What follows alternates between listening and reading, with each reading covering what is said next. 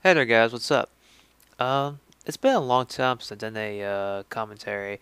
A large part of that is because I haven't really had a match that I felt had a lot of meat to it, a lot of substance. I had scrims and lobbies and pickup games, but those are just practice. They're not really serious games, you know? I wanted to do commentaries on matches because I feel that's like where both teams are playing at their absolute best. So to really see how both teams do, it's a lot more fascinating and a lot more interesting to watch. And I haven't really had a match this season where I felt like there's a lot there to talk about, or like I felt like it was really interesting for y'all. Um, that was until the match we had on Koth Waste against MI7. MI7 has Moose in it, who is a very well-known player for his Moose Tracks video series. Basically, they go over the maps that we're going to play for the week, and they just talk about them in detail. And we were pretty intimidated by them, and we were kind of worried about the match and how we're going to do.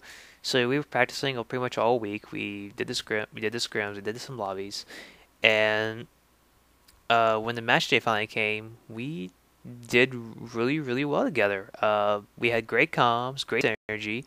Everybody was at the top of their game. It was just a really good match, and I just wanted to share it with you guys because I figured y'all really would enjoy this, and there's a lot of really awesome moments with everybody. Really, everybody had a great moment in this match, so it was just really fun. It's gonna be really fun to talk about, I think.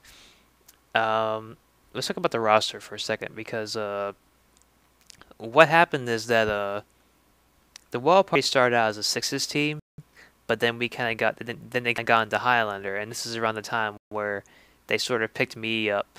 I think I don't know the exact history, but I know they picked me up maybe after one or two seasons of Highlander. But they always want to go back to sixes, like AMC, Dreadnought, Kami, and Link User. They've always wanted to go back to sixes and play that format. So they decided to take the summer season off and, or not really get off, but like just like leave the summer for the summer season because it was kind of a fun season for everybody. So it wasn't like gonna have any finals or semifinals. So they figured it'd be best for like it'd be a good time for me, Star Knight, and Ryu to kind of build our Highlander team on our own while they go play sixes.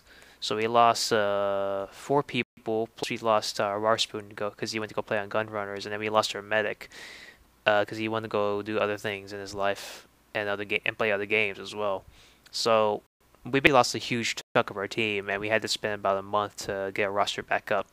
And the roster we ended up having for this match was Luke on Scout, Star Knight on Soldier, Ryusuta on Pyro, Goomba on Engineer, Nubinator on Demo, Sound Chaser on Heavy, Shadowrunner on Medic, Chloe on Sniper, and me on Spy. And it took a while for us to get this kind of roster, and now we finally have it. I think we're gonna be literally learning at the same exact pace, and we're gonna like learn together as a team, and we'll build really a strong central bond, which is really important when you want to have a team like this. You don't want to have like just kind of everybody just kind of thrown together like a hash mesh. You want everybody to kind of grow together as a like a family almost. And I think we're gonna really have that really strong bond over the summer, and it's gonna really carry well into the fall season. So, with that said, let's go ahead and get started with the match. All right, so we start the round off with everybody crouching. That way, our medic can heal the demo, and he can sticky jump straight to the middle. And then I check their meta gun, see what they're running. I call out they're using Kritzkrieg, and then I go to sewer. You want to do both those things at the start of the match, and for every time you die and you respawn, check their meta gun again. This to be sure they're not changing meta guns or anything like that. I started off pretty big with a nice little med pick, so my teammates immediately have the uber advantage. So, I started off big, but this round is actually pretty disastrous for me. You'll see here in a little bit. I'm not gonna spoil what I'm doing wrong here, but I want to see if you guys notice the first three times. So I don't the metagun because I already know they're running Kritzkrieg, and I go through the sewer again. And generally, the reason why I go through sewer is because this is like where only like it only seems like the scout and the spy go through the sewer, occasionally the engineer, and there's a lot less spam through there. So obviously you want to take the path that's less spammy.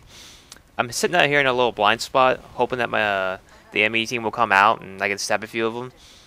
But they're getting spammed out by the soldier and the pyro, so I can't quite get anything done. So I cloak, try to go in here. I should have hung out far in the corner, that way I don't bump into the demomen right here. But I don't know. I was pretty stressed out because I was dying quite a bit, and I was just like, fuck, fuck, fuck, fuck, fuck, fuck, fuck. So, it happens. You really shouldn't let your emotions mess up with your mindset, spy. Otherwise, you play like garbage. Just try to keep yourself calm, relax as much as possible. So, I go through here, and I'm gonna die, by the way.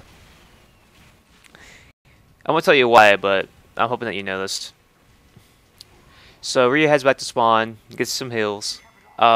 She's actually the only backburner pyro I know who knows how to use the backburner, and use it well. Like, she really knows how to ambush and flank people properly, and she really does a lot of good DM with it, so real massive props to Ryu for that. She does fucking awesome in this match. I try to go up here to get the sniper because he's taking some good picks, but Star Knight already gets him, so I go for the sentry gun. I get killed by the pyro here, and yeah, I probably should just, you know, just kind of wait until the pyro went away, but my teammates are already starting to rush for the point, and I don't want the main sentry to get in their way, so might as well just go ahead and get rid of it. Figure it's a somewhat of a fair trade. I made that same mistake again there, but I'm not going to tell you what it is. I'm going to wait until a little bit later. So I decloak here, and I go for the heavy.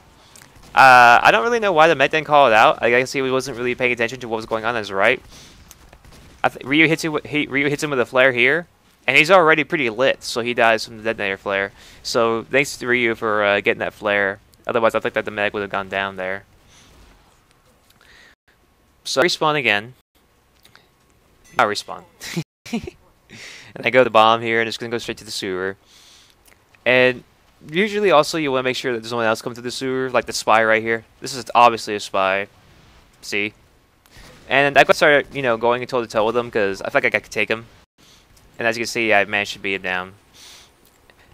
And I go ahead and go up through here because I want to try to get their sniper. But, yeah.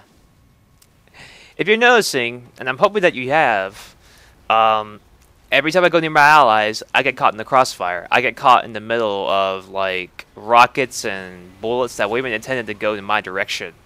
I'm just getting caught in the crossfire because I'm, as a spy, making the mistake of trying to go through my allies and hoping that I'm not getting hit. But the enemy team can see your soldier, they can see your med, they can see your heavy. They can't see you. The sniper saw the Star Knight and Shadow Runner, but he didn't see me. And you'll get caught in that crossfire every time. And I told you guys this in Addendum 4, and I'm going to tell you guys this again.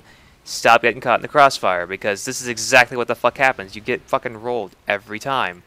You literally die a lot because of that one simple mistake that you really should be making at all as a spy. And I'm 1,000 hours in, and I still make it. So, and look at that. I avoid the spam, I get a mech pick. Awesome, right? So yeah, just avoid getting caught in the crossfire. Take the route that your teammates aren't traveling. Like in this case, I know my teammates are not going through sewer like at all, unless they're retreating. So sewer is the best way to go. I don't get caught in any spam. I don't get caught in any major damage. I can get behind them without being, you know, being shot at. Does that necessarily mean I might need the Invis Watch for that? Maybe not, but I started changing up here in the next round, so we'll get to that later. I'm trying to get an Ambassador headshot here, but missed it. Chloe manages to get the medic here, so really nice pick from Chloe. And I get hit with here the rocket, and I immediately have to retreat because he's already starting to spam rockets in my general direction. I was going to go for the mini sentry, but we already got it. And hello, Pyro. And get killed by Moose. Hooray. But the good news is we still managed to win this round. sorry for the spoiler, but we do manage to win this round. But they still have like 50 seconds on their clock, so we still have time to get a nice push going. And since Shadowrunners run the Vada Saw, we can get our Uber up a lot quicker. So, really good, real good loadout decision from Shadowrunner. I don't think we would have won this match without the Vada Saw. Reuse, you know, get some heals. And I should have waited just a little bit longer to get the medic pick, but I was getting a little bit too aggressive. My mindset was kind of ruined because of I was letting my emotions get in the way of my actual thinking skills. So don't let your emotions control your spy mindset. Keep yourself calm, keep yourself relaxed, cool and collected, and think clearly about what you need to do. Otherwise, you're just going to end up just playing like shit, and get yourself raped. And bye-bye heavy. I probably could have done a dick move and headshot him and body shot him, but yeah. Backstabs are just instant kill. You can't beat instant kill. And as you can see here, we're all rushing to the point. We do lose Goomba, but we do manage to cap it. And since it's like literally down to the wire, we literally got this. We win it like just by overtime. So that's the end of round 1. On to round 2. Alright, so I start the round off crouching and checking the meta once again. And then after I do that, I'll go ahead and go through the sewer. And I'll go ahead and try to go see if I can get another medic pick by going through the sewer. Usually if I go up the staircase, the medic is always hanging out by the crates, so I can usually get a pretty nice medic pick there. I noticed the demo here is lit, and I decided to go ahead and try and gun him down. But unfortunately, I haven't really been practicing my matchups against Demomen, so I kind of making myself really predictable for him to pop me a nay in the face. The best thing to do if you're gonna like MGE with Spy, MGE versus other classes, so you know how to deal like dodging their rounds, dodging their weapons, how they move, etc., etc. You want to kind of learn that stuff for later because it would really help out. And like if you're gonna use the Ambassador or the Revolver, gun spying more or less. That stab, I think what happened was that he turned to the left, or his left, and exposed his back to me. And I'm going to start like a little headshot spree here in a minute too. That was the first one. He just like exposed his back to me because he turned like slightly to the left, and I guess it just counted as a backstab. So it looks like a real blatant face stab. But if I slowed it down, you'd probably be able to tell like it wasn't necessarily a full-blown face stab. I think the power just got a little bit too aggressive with the turning. I missed a stab on him again. I don't know how the hell I didn't get that. And this scout's already lit, so I was going to gun him down. And I think the power goes down as well, so I had to just start capping the point. I do not know why. I don't know why I called that out. We should have called that. That spy was pretty obvious, and we should have just said spy behind you, shadow. But I don't know. Okay, I'm gonna need to slow that down later because I don't understand how the fuck he got me. I was nowhere near those particles, and somehow I got lit up. I was just really kind of flabbergasted by that. I don't understand how he even like touched me with flames. Yeah, see right there in the chat. I'm just like, what the fuck. But anyway, I'll go ahead and respawn, and I think the next thing on my agenda is just to go ahead and just try to, keep them from basically pushing out because we already have the point, so we just need to make sure they can't get a good push going. I noticed Moose right here. I tried to go ahead and gun him down, but Goomba has a nice little mini sentry, and it's doing some nice work. So, they just lost three of their players, so there goes most of their push. So I'm just going to wait here. There's a little blind spot. See if there's anything that's going to go through the sewer, like a spy or a scout or something. Make sure they can't like pick our med. And I noticed a demo right here, so I'm just like, fuck that. Get the demo. Wait.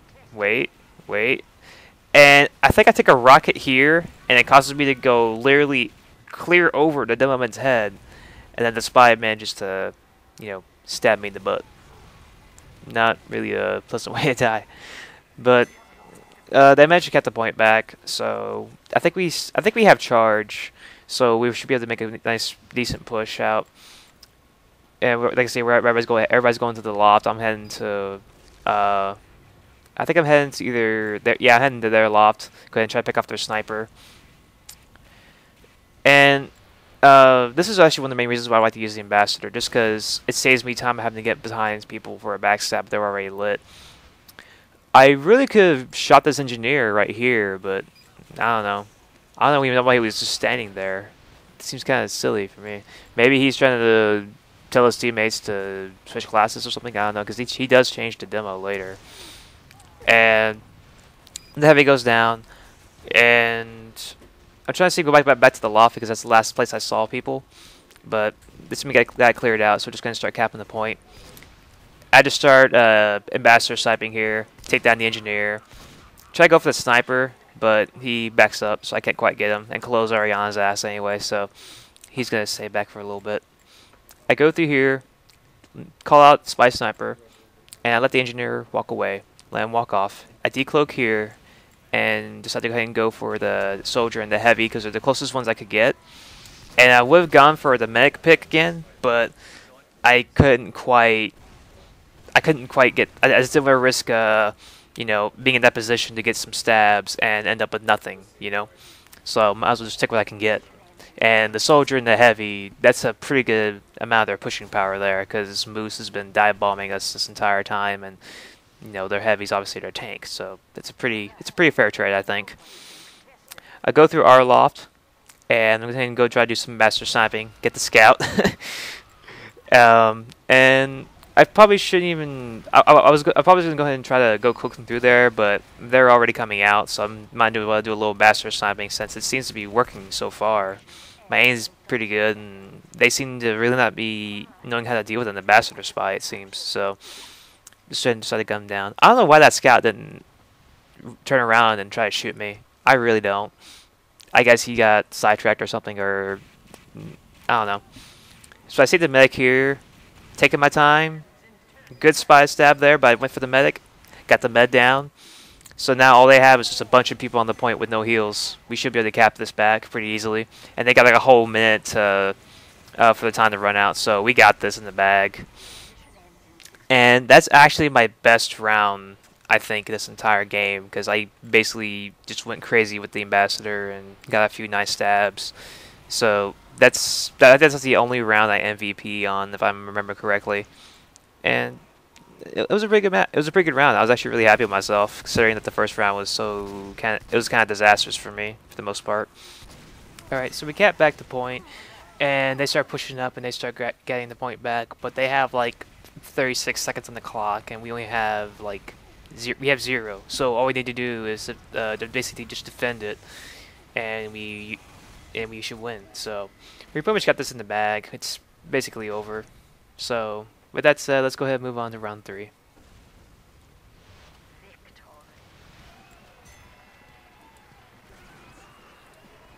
Alright, so I set this round off by checking the meta gun.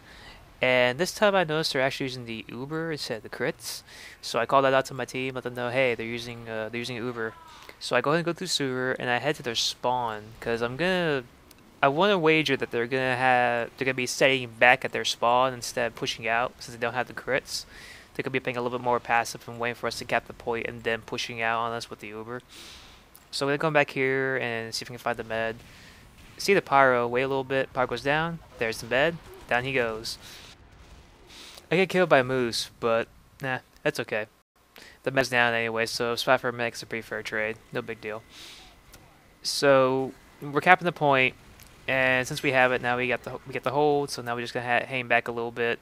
We lose our heavy, but the spy goes down anyway, so it's okay. Yeah, he comes back up pretty quickly anyway. I stop right here to check and see if they're running Vitasol, so the Shadow Runner asked me to. And, I tell them, yeah, they're running Vitasol, and, let them know what's going on. Most medics in Highlander will run the Vitasol almost, I would say 80% of the time. But I could set the power here, but I'll wait a little bit to see if I can get a better pick, like the demo right here, for example. Most medics run Vitasol like 8% of the time. And the reason for that is because if you're getting picked off quite a bit, and if the teammates are doing if the enemy team is doing what they should be doing, you probably will. The Vitasol is invaluable because you gain 20% Uber back on kill, or after you die. So that Uber is obviously incredibly useful, especially if you're running crits and if you're playing on a King of the Hill map like this, where timing is pretty much everything. So I'm going through sewers once again, and I think I decided to go ahead and go up to the staircase right here, and I'm going to try to go for the combo after I get rid of the engineer. Just wait a little bit, because the Uber has to run out, the Uber has to run out, obviously. And I'm staying by here, maybe waiting for a demo pick. Gotta go for the heavy, but he had way too much time to turn around, way too much space between me and him, so I go down pretty quickly. This is probably the second worst round, I think. The later rounds after this are a lot better, but this is probably the second worst round compared to the first game. The first round that I did in this match. It was just, I don't know, they changed their meta gun, and they're playing a little differently than they normally were, so I'm kind of trying to figure out how to change my strategy a little bit. I change watches here pretty soon. But I have to spawn, go ahead and get my health and ammo back. And I really shouldn't be going through here, but I do it anyway because I'm trying to do a little gun spying. Just for whatever reason, I decided to go ahead and just get a little fancy with my ambassador aim. Get taken out because it's a stupid plan if I don't have the dead ringer. So I changed the dead ringer so that way I can be a little more aggressive with the gun.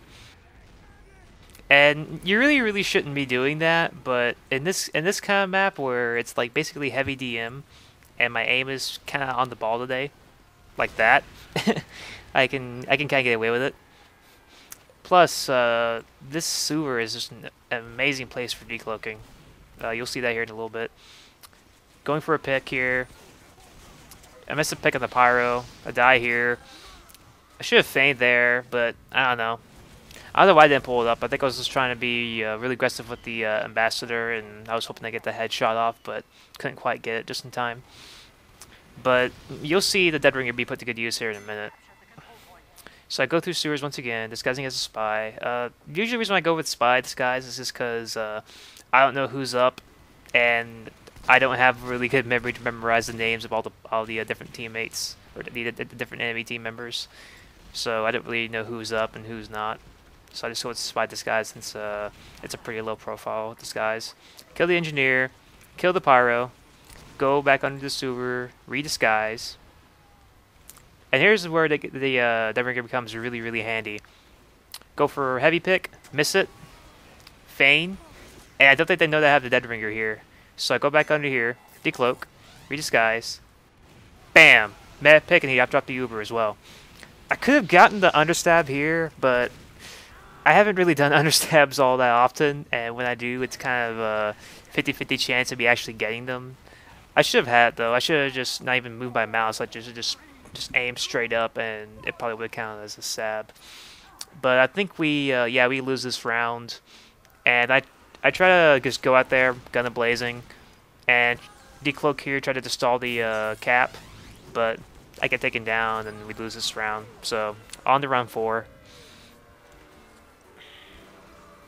Alright, so I start round 4 off by checking their meta gun, like I usually do. For some reason that's supposed to engineer. I'm not sure why. I think I just fucked up. But anyway, set their meta gun, call it out, then go through sewer, and I'm still running dead ringer, I think, yeah. And I'm going through here, and I hear the spy decloak, and I decide, hey, spy in sewer, I call it out. And I head to their spawn, see if I can get a mag pick or something. I get caught on the wall. I always seem to get caught on like the most stupidest like ledges or like sides of a wall or something. I don't know why. I don't know how the hell I didn't kill that demo. Like I was dead center on him for a while and I still missed. I don't know. But I'm trying to go for the heavy. I was expecting him to go forward a little bit, but he actually went backward or not really go anywhere at all. So I messed up the stab there. I should have had it though. But we managed to clear him out anyway, and we're just making use of the Uber, and then we start capping the point. I go ahead and go to Loft. Loft is this little like area up here the sniper usually hangs out. Just have to do a little bit of ambassador sniping. Haven't really hit much of anything, but I call out the sniper here in a little bit. Like, hey, snipers in lunchbox. Lunchbox is usually the place where there's a medium ammo box and a health kit, and it's like in a relatively small area. there's always a lunchbox in each map, and there's always a battlement in each map. So, like I call it sniper right here, and I tell Chloe, "Hey, sniper's in the lunchbox." So, I think Chloe like tries to take a peek at him, and he retreats. I kill the demo here, and I go back to my little spot to like try to ambassador snipe. I'm missing like hell on the med, but I managed to get a headshot on him, so I just try to finish him off with a body shot. Barely just got him. But I died, but hey, the mech's down. That's all I care about. And Chloe's getting hit pretty hard here. He has like 3 people on him, so it happens. But we popped Uber on the point, and we should be able to defend it for a while. Or we should be able to like hold it for the most part. So I'll go up the stairs, go ahead and try to go get the scout. I should have aimed for the head. I think I was trying to, but I don't know. I panicked a little bit, and he bonks away, which is okay. We know where he's going, so that's no big deal. I go ahead and go to the sewer, because I saw the medic there. I'm going to see if I can flank him. Head up the staircase. I was going to set the mini sentry, but he placed a new one, I guess. Ooh, excuse me. Killed the demo. Get rid of the dispenser. I tell Ryu, hey, they're like all on you. Just back up. I'll give you some cover fire. But Ryu's she's very much the backburner pyro pro. If you want to go, if you really want to like summarize her playstyle, like she's like the only backburner pyro I know that actually knows how to use the backburner. Yeah, that says a lot, I think, about the scout. But it's okay, whatever. But yeah, Ryu's really is just a really unique player to have on the team, just because of the fact that she actually knows how to use that back burner and knows. See, look at that, over 20,000 kills on the damn thing. So it is to me that is to her what the ambassador is to me. Let's put it like that. Trying to hit the heavy here a few times in the head, force him to retreat just a little bit. I call out one of the team members is lit, and I think right here I try to go for the headshot, but I just fucking hit him. Like, I don't know, like, my aim is, like, sometimes I can hit my shots, sometimes I can't. It just depends on my mood and, like, my concentration.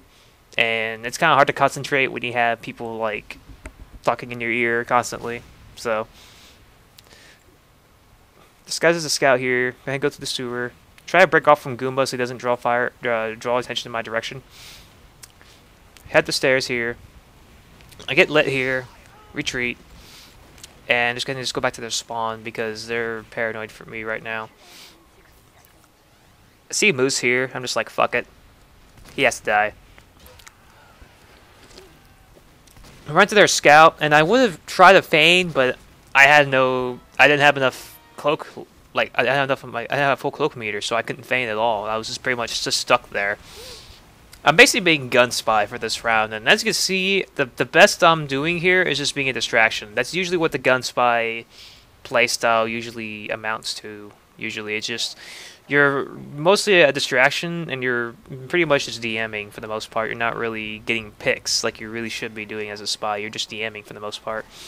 Like right here, here's a good example of how the gun spy could work. I hit this heavy twice in the head, and I tell Ryu, hey, he's lit, he's lit, he's lit, he's lit. And Ryu just runs in, mops up. I create a distraction, and I create openings for my teammates to, like, finish them off. I don't know how they didn't hear that decloak. But, real big props to Ryu for actually hearing the call. I really appreciate it. And I'm pretty sure she appreciated it, too. She actually has a commentary that she did on this match. I'll send it to you. I'll put it in the description. Dr. Pepper. So their med's down. We had to stop here for a pause because Chloe, his connection basically died. So we basically paused the game, and we're trying to either get Chloe back in here, or we're trying to get someone else to sub for him. We ended up getting Fascist, and he goes ahead and plays it out for the rest of the match, since we only have like one round, like maybe like 30 seconds of this round to go, and then we have one more round after this to win. So we just let Fascist play for the rest, and Chloe just kind of sits it out. He got the mech like 3 times in a row in one round, I think. So I think he deserves a break. I don't remember which round it is specifically, but I know he was going pretty big. I tell I try to tell him that the spy was right there, but nah. You gotta be really specific with your spy calls. If you're gonna call out the spy, you better be really specific about, like, spy behind you, medic. You gotta call his location, not his disguise. Getting rushed by the pyro. I imagine help him out on the point. Just, try, stall them, and that's it for round 4. On to round 5. Alright, so after a very brief halftime, we go ahead and start off round 5. I do eventually check their metagun here. I just kind of zoned out for a bit. I don't know why. It's kind of bleh. I switch back to the invisibility watch. I don't use hook and dagger on this round just because this map is so small, and I'd rather just get into position as quickly as possible instead of trying to, wait forever to fucking move anywhere. On some other maps, it might, I might work out, but nah, not so much on this map. And thanks to Fascist and Luke there, I was able to get out of that situation. They were giving me some cover fire. I was able to retreat and get some health. I try to go through their lofts, see if I can get some picks. I run into their heavy and soldier here, and just kind of like wait it out. I was gonna try to go for the heavy, but Sun Chaser and Ryu managed to finish them off. So I just decided to wait here, up like in this little sniper spot, just to see if maybe they come through the loft and I can just pick them off. But they're hanging back. They're trying to get their crits up, and they're just trying to, just take their time really. So I'm just going to sit here and see if maybe I can, do a little comms. I'm just calling out where they're shooting from, where they're likely to be. And Sound Chaser and Shadow Runner moving with the Uber. And since they're pushing back, I imagine they're probably going to try to go through the loft again. Just to kind of recover, like right there with the crits, like I said. And I'm just going to try. I was going to try to get the heavy, but I was expecting the power to be there, and I get picked off. So with that, I think I changed watches right about here, and then I go ahead and it's basically just be a gun spy / pacifist spy. Pacifist spy is just someone who just calls out stuff if it becomes a distraction for his team. He doesn't really kill anyone. Like, he really doesn't get very many points at all. He basically just becomes a huge distraction. He draws all the fire and calls out like where the enemy team is, where they're coming from, where they're bound to be, if they're lit, etc. He's basically Robin, if you really want to go there, like Robin from Batman, not Robin Walker. Let's pick a Dr. Pepper. So I go here in the sewer, and I should have waited just a little bit longer for my decloak to come back, but I really wanted to kill this heavy. I could have, if I didn't miss the headshot, I probably would have gotten the pick, but make the mistake and I get killed by the scout. You really just want to wait until your cloak meter comes back up using the Dead Ringer. Otherwise, you're just being way too aggressive, and it's just gonna backfire on you. You really can't DM too well, particularly with the ambassador. It requires like a lot of like pinpoint aim, and if your aim isn't like ghost-like, then you really shouldn't be all that aggressive with it. Let's stop here for a bit to do a little bit of ambassador sniping.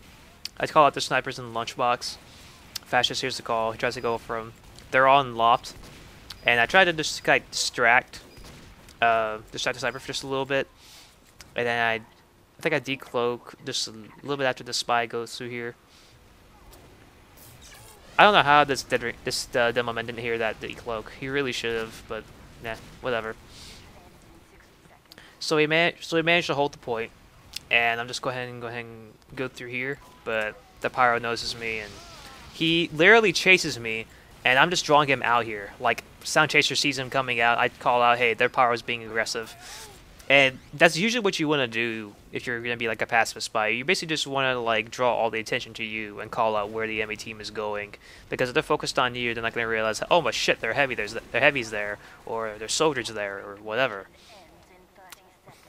Paranoia for spy is just as much of a hindrance to you as much as it is a tool.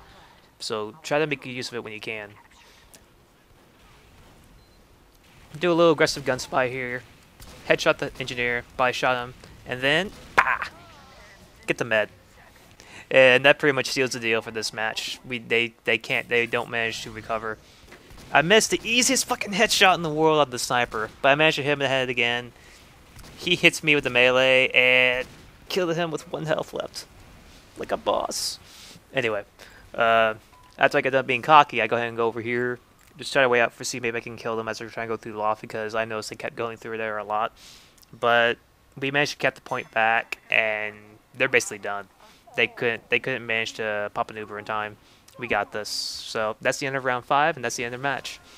So before I close out this commentary, I want to talk about a few more things.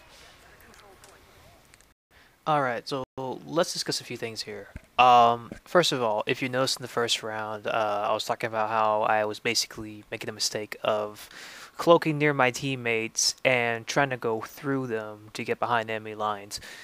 There are certain circumstances where you can technically blame your allies for getting yourself killed. Like, say you stab an engineer and you try to camp out behind the dispenser and someone on your team destroys it and essentially blows you to pieces before you could disguise, or you're sitting here you're sitting cloaked in one spot and a scout or whatever draws a pyro or something in your general direction, and you have those certain circumstances. Yeah, you can blame your teammates for getting yourself killed, but in a situation where you're personally cloaking where your teammates are pushing, that's your fault as a spy. That's something that you need to be more conscious about. If your teammates are going another way and basically the enemy team is going to be focusing all their fire in that general direction, you need to go a completely different route. You can't blame your teammates for that. You can only blame yourself for just not for not thinking like, there's probably going to be some crossfire here. That's a mistake that you make as a spy, and that's something you really just need to work on. So whenever you're going for a rollout, when you're going on King of the Hill or a 5-point CP map, figure out where your teammates are going, and then try to take a path that that isn't quite as spammy. Usually scouts, spies, sometimes pyros take these kind of routes, just kind of like flank and ambush people. And generally it's because there's less spam, there's less fire in this general area. So whenever you roll out, try to figure out what route you're going to take, and while the match is going on, try to figure out where most of the choke are and where people are less likely to be, and use those as your main path to take. Next thing I want to talk about is comms. By that I mean how you communicate information to your team. There is 3 main things you want to try to call out most of the time. The first thing being what metagun is the other team using. The reason why you would call this out is that a large part of the strength of like the Kritzkrieg, for example, is the other team not knowing that you're using it, that they don't realize that you have it. It has the surprise effect. That's what makes it really, really powerful.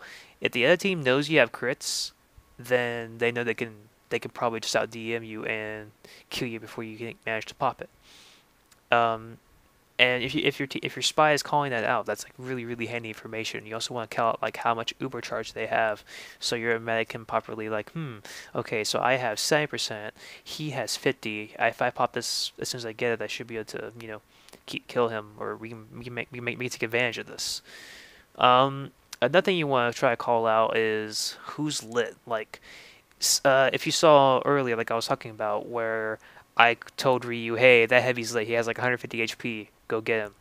You want to try to call that stuff out. Don't call it out if there's no one there who can actually make use of that information. But if there's like a scout that's like right there, and the med is like 48 health, you're like, hey, med's lit. Get him. Call that stuff out. It's really, really handy for your teammates to hear how much health an enemy has, since you're like one of the only classes. Actually, no, you are the only class. My bad. Ever since the Solemn Vow was added, spies are technically the only ones that can see enemy health, but you're the only class that can have that ability pretty much almost all the time, because most mechs will be running the Viasol instead of the Solemn Vow. So calling that kind of stuff out is incredibly helpful to your teammates. It's really, really useful for them to know like how much health the enemy has, so they can determine if they can be a little more aggressive, or they can just they could shoot a few shots and then retreat. The final thing I wanted to point out is calling out the spy. This is something that you need to think about regardless of what class you're playing. If you see a spy or you suspect someone being a spy, call out his location, not his disguise, and not what kind of disguise he has or what watch he has. It doesn't really help out because you really shouldn't be hunting down like a spy pyro like the whole game. You really shouldn't be just wasting all your time trying to kill the spy. You should kill him when you know he's nearby. So try to call out where the spy is, and if he's behind your teammates, say spy behind you med, spy behind you demo, spy behind you heavy. And if he's going behind your teammates, like spy in our so and so, like if he was going beneath the sewer, I would say spy in our sewer, or spy in our loft, spy in our battlement, spy in our lunchbox. You want to call that kind of stuff out because it's a lot more helpful in dealing with the spy than just calling out what disguise he has or something like that. The next thing I want to talk about is playstyles. The thing that will make you, I think, a platinum level spy or an invite level spy is your mindset, your playstyle. The way you do things should be completely unique to you. You shouldn't be trying to copy other people's playstyles. You should do something that you feel. You should find out what makes you unique and stick with it. Like excel on that, particular area. I talked about this with RJ about like I talked this with the Sound Chaser and a few other people who are in electronic espionage, and like for example, what makes RJ unique is his positioning. He seems to always be in the right spot for a stab. Usually, he's very good at like positioning and getting to the right place at the right time. Hurry has pretty much perfected that. Like his timing is almost like spot on. Um, Stabby is very much the definition of a DM spy. He has probably the highest DM of any spy that I've seen so far. Fixer is very much a calm spy. Like he's basically his own, like his team's like personal UAV. He'll call out like what maturity the other team has, where they're going, where they're setting up, uh what might gun they have. He'll literally paint a picture for his team with his comms. Um, Evan is another spy who's essentially the Ghost counterpart, or the Revolver counterpart to Ghost rather. By that I mean there's like sort of a gun spy thing going on where people that just heavily rely on their gun and don't backstab as often. Ghost is one of those kind of players. Like he's insanely good as ambassador aim. Evan is like the revolver counterpart to that. He's insanely good with his revolver, and his way of playing is not quite like other spies I've seen. Most revolver spies, they have the 6 shots they'll fire. They'll maybe hit 3. He usually hits all 6. That's how insane his revolver aim is. He's that good. And there's stuff like that like really kind of makes you unique from most other spies. You want to try to get to that level where you feel like the way you do things is unique and different from other spies, because that will make you stand out. That will make you stand out from like a bunch of the people who play the class. Don't know how to describe my playstyle yet, but I got a lot to learn. I got a lot to work on. So hopefully within the next year or so, I'll have a fairly defined way of doing things. So let's go ahead and move on to the next subject. The thing I want to talk about is backstabs. I just want to talk about something very briefly. I'm not going to talk very much about this, but I talked about this earlier, how I wanted to go over this particular stab where I was going up to the staircase and I managed to get a stab on the pyro. Now, if you look at it, it looks really weird. It looks like it's like a blatant face stab. But if I slow this down, you actually will see something very interesting. So, I'm approaching the pyro, and he turns literally a full 180 degrees. Like, look at that very closely. He literally turns a full 180 degrees, and because of how the game picks up backstabs, that technically qualifies as a stab. I literally shanked him at the very edge, the 100-degree angle. A lot of times, backstabs they'll look like face stabs to the victim, and that's only because people literally like they'll turn too much. They'll literally expose their back to the spy, and they'll call face stab. They'll say that's a blatant face stab, but like you really can't call it a face stab if you literally turn a full like left or a full right, and you don't even bother to like consider, hey, I'm like within like the spy's like main combat range, and I'm like basically exposing my back to him. You can't blame the spy for that. You can only blame yourself for that kind of thing. And to be perfectly fair, stuff like this really isn't fair either. I still I still understand how the hell he even lit me up. So you can call it a face stab if you really want to, but Spy kind of get the same sort of bad luck too, though. We get fail stabs, and we'll get random lucky ignitions by pyros that really don't even make sense. So I just wanted to talk about that for a little bit. Let's go ahead and move on to something else. Alright, the next thing I want to talk about is my HUD, the one I use currently for T-Fortress 2. The current version is Garmin HUD, and I don't remember the exact version what it is, but I use the 7MF variant, and I actually use a custom HUD crosshair that comes with the HUD itself. I'm going to talk about it briefly and talk about how it works. I'll also put a link to my config in the description, so that way you guys can download this and use it yourself. So let's go ahead and take a quick look at the HUD as soon as the map loads. Just give me a second here. And here we go. Alright. So, as you can see, I have a green crosshair in the middle. And this is pretty just your basic crosshair. But the thing about it that makes it unique is that unlike the crosshair in TF2, it doesn't expand when you shoot. And it stays like a... And unlike the color changer I was using before, it has a outline around it, so I can actually see where the crosshair is, regardless of what background I have it against. And it doesn't like color change at all, so it's not nearly as distracting as the color changer thing was. I always felt it was like a little bit too distracting, and I couldn't focus as easily on my aim. So it's really reliable, and if I can actually hit anything, I can show you guys how it works and how it doesn't expand at all. It's really consistent. Another thing is that it also changes color whenever I'm lit or if I have overheal. So I'm going to turn off, constant supply here real quick. And I'm going to type in, hurt me in the console. And this will give me a total of, I'll give it 75. Now as you can see, my crosshair now changed color to green. I'm going to go to the kunai here so I can show you something else. So now it's pink, and when I get it healed, it's green. And when I, get some overheal, it changes to blue.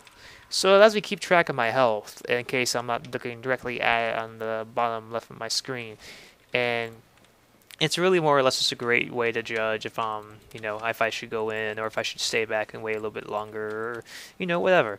It's really, really handy, and since it doesn't expand at all, it doesn't, obstruct my aim at all. It allows me to stay fairly consistent. And the HUD overall is really well done.